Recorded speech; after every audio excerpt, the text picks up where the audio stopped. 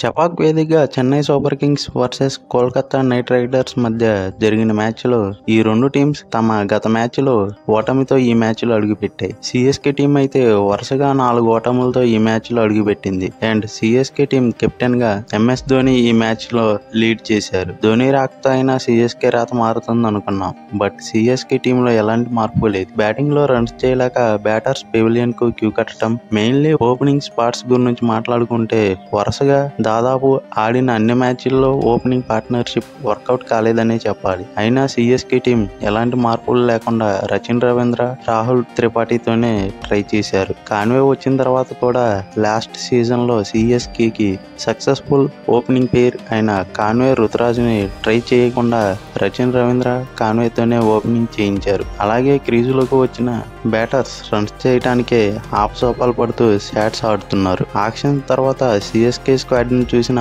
ప్రతి ఒక్కరూ దాదాపు నెంబర్ 11 వరకు బ్యాటింగ్ చేయగల ప్లేయర్స్ ఉన్నారని అన్నారు. బట్ బ్యాటింగ్ ఆర్డర్స్ లో ప్రాబ్లమ్స్ వలన లేక బ్యాటర్స్ కాన్ఫిడెన్స్ లోలో ఉండటం వలన పరుగులు సాధించడానికి తీవ్రంగా శ్రమిస్తున్నారు. అలాగే ఫీల్డింగ్ లో కూడా ఇప్పటి వరకు జరిగిన అన్ని మ్యాచెస్ లో ఎక్కువ క్యాచ్లు డ్రాప్ చేసిన టీమ్ గా సిఎస్కే టీం టాప్ లో ఉంది అంటే ఎంత దారుణంగా సిఎస్కే ఫీల్డింగ్ ఉందో ఊహించుకోండి. బౌలింగ్ లో నూర్ అహ్మద్, ఖలీల్ అహ్మద్ రాణించడం మరియు అతిరానా పర్వాలేదు అనిపించారు. మిగిలిన బౌలర్స్ తమ స్థాయికి తగ్గట్లు బౌలింగ్ చేయటం లేదనే చెప్పాలి. 5 టైమ్స్ ఛాంపియన్ అండ్ సిఎస్కే కి సక్సెస్ఫుల్ కెప్టెన్ అయిన ధోని ఉన్న తర్వాత కూడా సిఎస్కే టీం నుండి ఇలాంటి దారుణమైన పర్ఫార్మెన్స్ ను సిఎస్కే ఫ్యాన్స్ మరియు క్రికెట్ ఫ్యాన్స్ కూడా డైజెస్ట్ చేసుకోలేకపోతున్నారు. Anyway, CSK versus KKR match details లోకి వెళ్లే ముందు ఛానల్ ని సబ్స్క్రైబ్ చేసుకొని బెల్ ఐకాన్ క్లిక్ చేసుకోండి. నేను ఏ వీడియో పెట్టినా ముందుగా మీకు నోటిఫికేషన్ వస్తుంది. ఇక మ్యాచ్ డీటెయిల్స్ లోకి వస్తే, ముందుగా బ్యాటింగ్ చేసిన సిఎస్కే టీం నుండి శివన్ దుబే 29 బంతుల్లో 31 పరుగులు, విజయ్ శంకర్ 21 బంతుల్లో 29 పరుగులు, రాహుల్ త్రిపాఠి 22 బంతుల్లో 16 పరుగులు, కాన్వే 11 బంతుల్లో 12 పరుగులు. ఈ నలుగురు బ్యాట్స్మెన్స్ కష్టంగా డబుల్ డిజిట్ స్కోర్ చేశారు.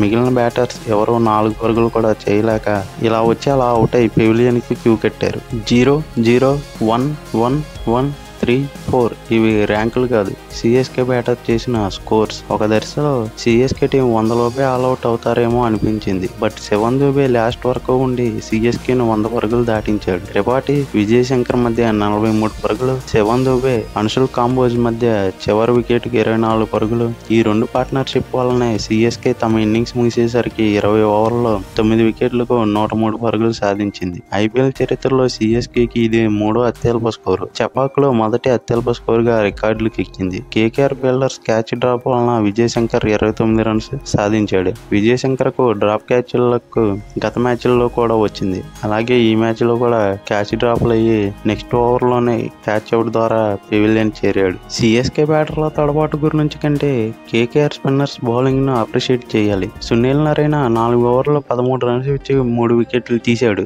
ఎకనామీ కేవలం 3.25 అంటే ఎంత టఫ్ స్పెల్ వేశాడో అర్థం చేసుకోండి.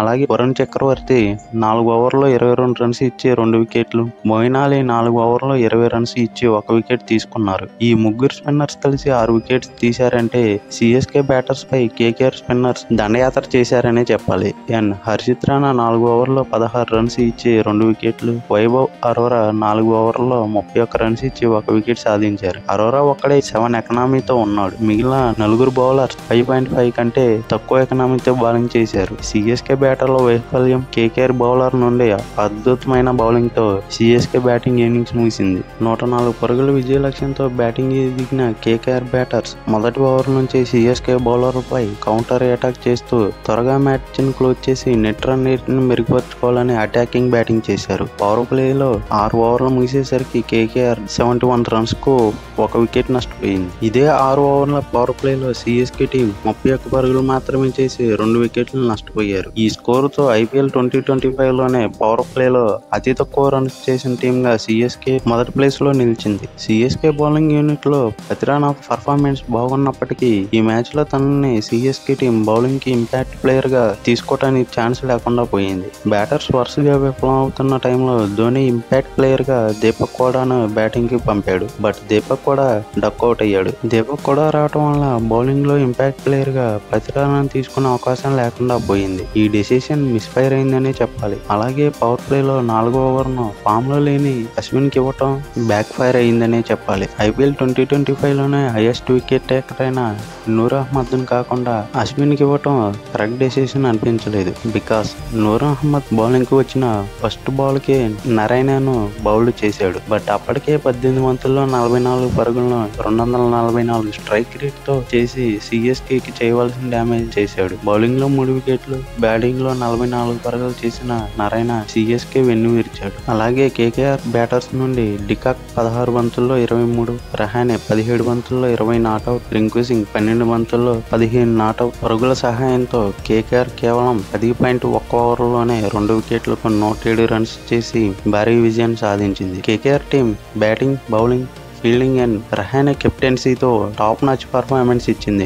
మెయిన్లీ రహానే కెప్టెన్సీని మెచ్చుకోవాలి. సరైన టైంలో కరెక్ట్ బౌలర్ ని బౌలింగ్ కి దింపి CSK బ్యాటర్స్ ను ఉక్కిరి బిక్కిరి చేశాడు. పరుగులు సాధించడానికి ఛాన్స్ ఇవ్వకుండా బౌలర్స్ ని కరెక్ట్ గా రొటేట్ చేస్తూ ఫీల్డ్ ప్లేస్మెంట్స్ ను కరెక్ట్ గా మారుస్తూ and net run rate mind లో పెట్టుకుని టార్గెట్ ని త్వరగా చేయటం లాంటి క్యాల్కులేటెడ్ మూవ్స్ రహానే నుండి బాగా వర్కౌట్ అయ్యాయి. ఈ ఓటంతో CSK team 59 balls big margin తో వాడటం ఫస్ట్ టైం. అలాగే చపాక్ లో వరుసగా 3వ మ్యాచ్ అండ్ IPL హిస్టరీలోనూ వరుసగా 5 మ్యాచెస్ వాడటం CSK కు మొదటిసారి కావడంతో ఘోర ఓటంలో రికార్డులకు ఎక్కింది. ఈ భారీ విక్టరీతో KKR టీం పాయింట్స్ టేబుల్ లో టాప్ 3లోకి దూసుకొచ్చింది. CSK టీం 9వ ప్లేస్ లో కొనసాగుతుంది. ఆరెంజ్ క్యాప్ నికోలస్ పురాన్ వద్ద, పర్పుల్ క్యాప్ నూర్ అహ్మద్ వద్ద కొనసాగుతుంది. CSK టీం మొదటి మ్యాచ్ ఏదైతే ప్లేయింగ్ 11 తో ఆడుతుందో చివరి వరకు అతి తక్కువ చేంజెస్ తో అదే టీమును కంటిన్యూ చేస్తుంది. బట్ ఈ సీజన్ లో ఇప్పటికే దాదాపు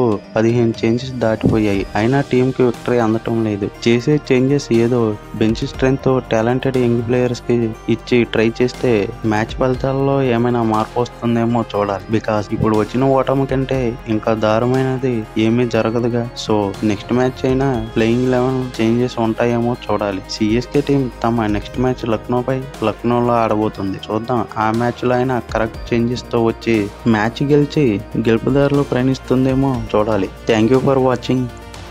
ఇలాంటి మరిన్ని వీడియోస్ కోసం ఛానల్ని సబ్స్క్రైబ్ చేసుకోండి. వీడియో నచ్చితే లైక్ చేయండి. Thank you all.